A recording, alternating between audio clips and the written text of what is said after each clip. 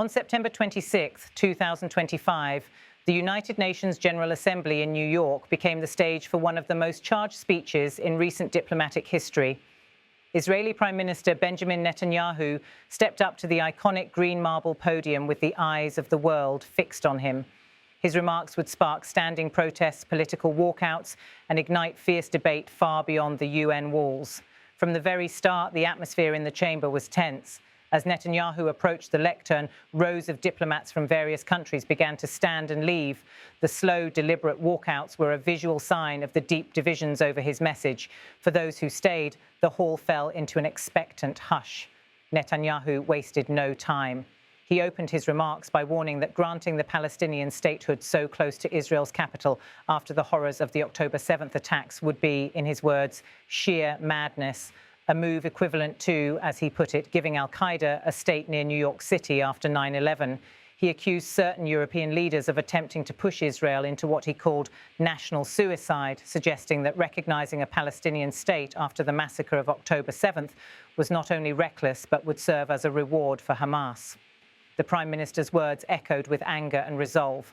He framed his speech as a warning to the West, saying Israel would not be coerced into concessions that, in his view, would jeopardize the survival of the Jewish state. For Netanyahu, this was not merely a political dispute, but an existential red line.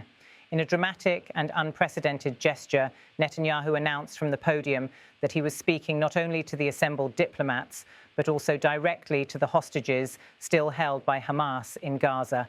He revealed that the Israeli military had set up massive loudspeakers along the Gaza border, connected to his microphone at the UN. In real time, his voice was being carried into the war-torn enclave. He addressed the hostages first in Hebrew and then in English, telling them that Israel had not forgotten them and would not rest until they were home. Then his tone hardened as he turned his attention to the Hamas leaders and the captors of the hostages. He urged them to lay down their arms, to release all 48 hostages still in captivity, warning that their only chance to live was to surrender. If they refused, he declared, Israel would hunt them down.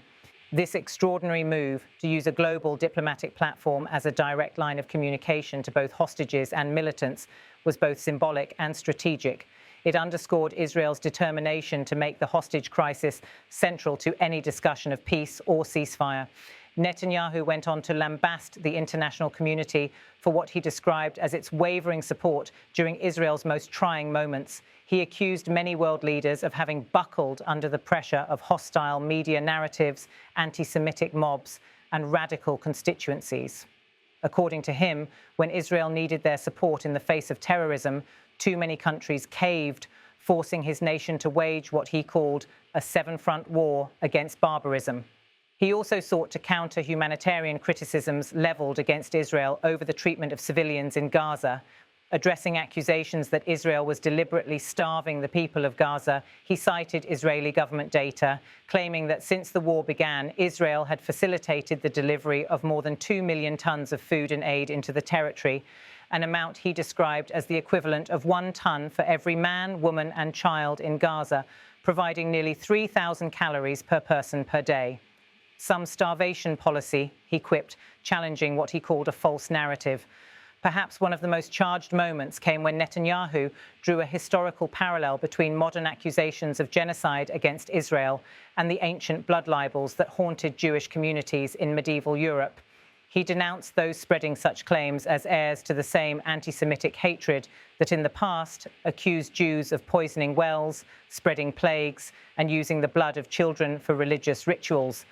This rhetorical move underscored his argument that anti-Semitism was not a relic of the past, but a recurring force shaping present-day criticism of Israel.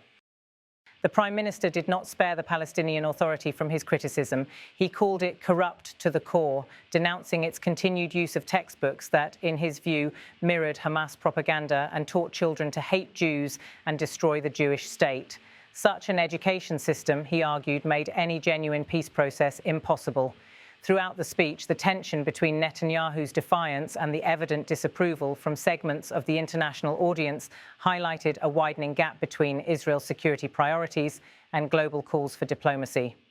While the Israeli leader vowed to finish the job against Hamas, US President Donald Trump was publicly expressing optimism about a near-finalized ceasefire agreement, a point Netanyahu notably ignored during his address. The reaction to the speech was immediate. In some capitals, leaders condemned Netanyahu's remarks as inflammatory and counterproductive to efforts at negotiation.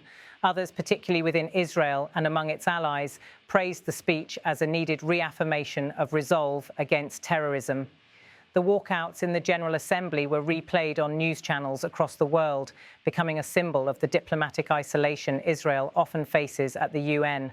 Analysts observed that the use of loudspeakers to address the hostages and the direct threats to Hamas were as much a message to the Israeli public as to the international community. At home, many Israelis saw the speech as evidence that their government remained committed to bringing the hostages back and defeating Hamas once and for all. Critics, however, argued that the speech deepened Israel's rift with potential mediators and risked further inflaming tensions. The humanitarian situation in Gaza continues to be dire, with UN agencies warning of widespread displacement, limited medical supplies and high civilian casualties. Netanyahu's assertions about aid deliveries do little to ease international concerns about the restrictions and obstacles on the ground. This ongoing crisis remains a central point of contention between Israel and much of the international community. Within Israel, Netanyahu's firm stance on rejecting Palestinian statehood under current conditions resonated strongly with his political base, particularly in the wake of the October 7th attacks and the ongoing war. Many Israelis perceive the conflict as an existential struggle that demands uncompromising security measures.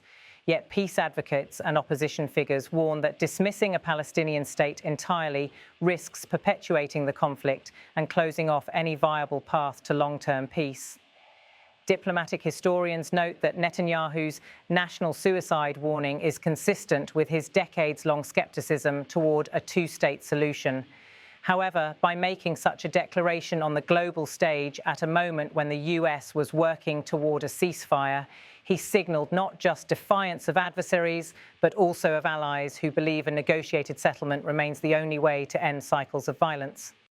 As cameras captured Netanyahu's final words and his departure from the podium, the image of empty chairs in the General Assembly hall lingered as a powerful visual metaphor, a reminder of how divided the world remains on the question of Israel, Palestine, and the future of peace in the Middle East.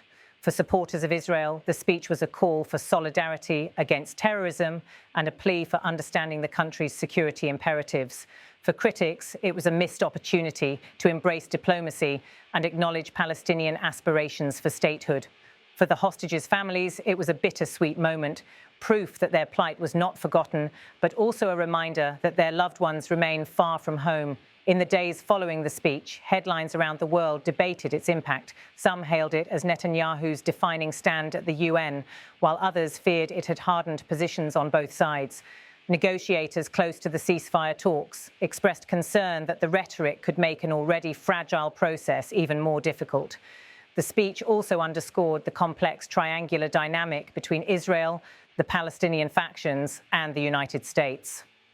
While President Trump projected optimism about a breakthrough in negotiations, Netanyahu's address served as a stark reminder that Israel's leadership remained unwilling to compromise on fundamental security issues.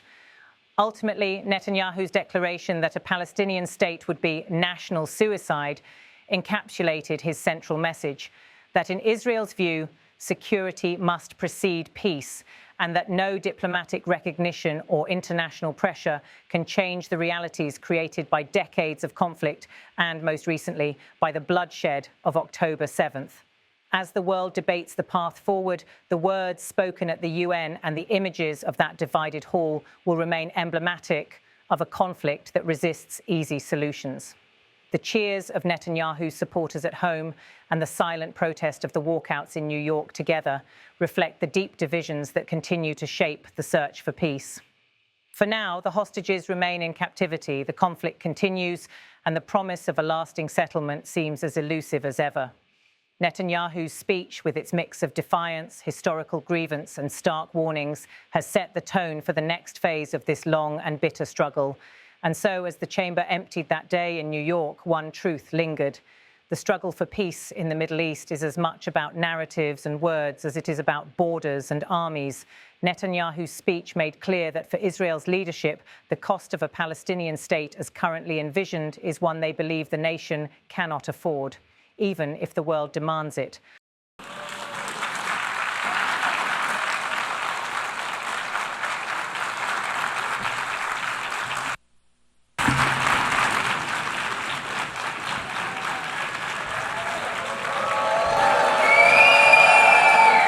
Please, order in the hall.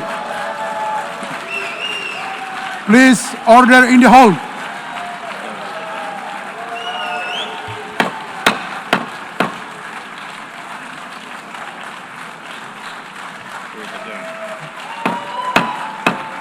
Please, order in the hall.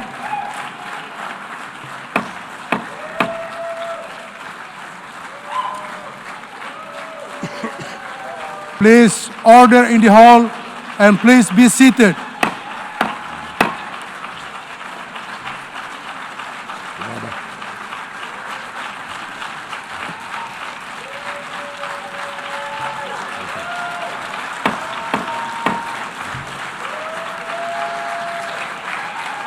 Two years later, the resolve of Israel and the strength of Israel burned brighter than ever.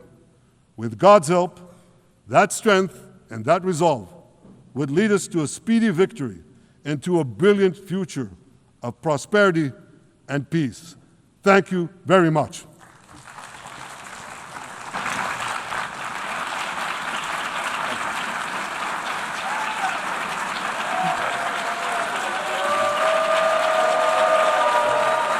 On behalf of the Assembly, I wish to thank the Prime Minister of the State of Israel. Giving the Palestinians a state 1 mile from Jerusalem after October 7th is like giving Al-Qaeda a state 1 mile from New York City after September 11th. This is sheer madness. It's insane, and we won't do it.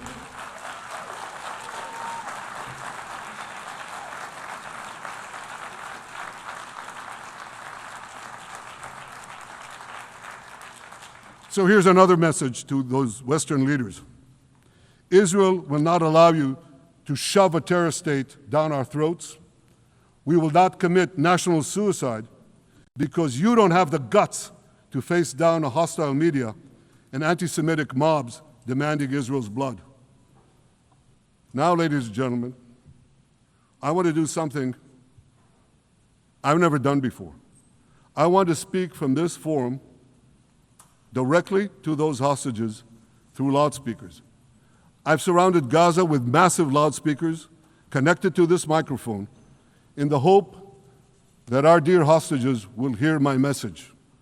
And I'll say it first in Hebrew and then in English.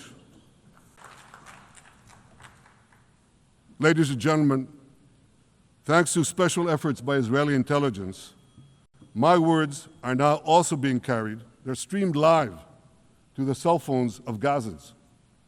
So to the remaining Hamas leaders and to the jailers of our hostages, I now say, lay down your arms. Let my people go. Free the hostages, all of them, the whole 48. Free the hostages now.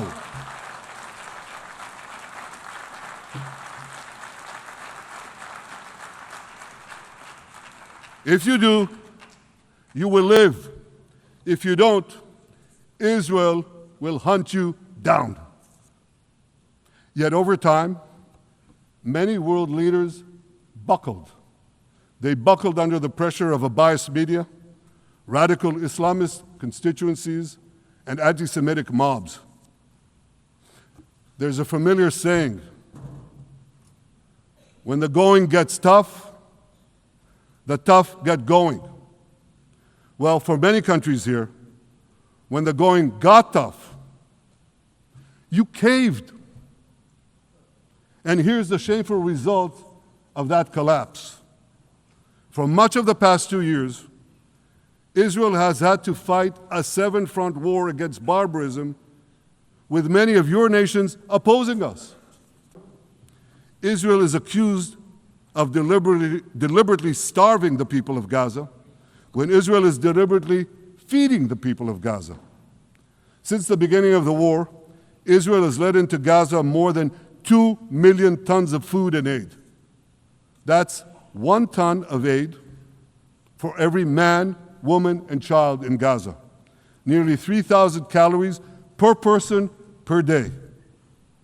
Some starvation policy. Those who peddled the blood libels of genocide and starvation against Israel are no better than those who peddled blood libels against the Jews in the Middle Ages when they falsely accused us of poisoning wells, spreading plague, and using the blood of children to bake Passover matzahs. Anti-Semitism dies hard. In fact, it doesn't die at all. It just keeps coming back with its libelous lies, refurbished, regurgitated over and over again. And I want to tell you something else. These anti-Semitic lies, they have consequences. Because you see, the Palestinian Authority is corrupt to the core. They haven't held elections in 20 years. They use the same textbooks as Hamas, exactly the same textbooks. They teach their children to hate Jews and destroy the Jewish state.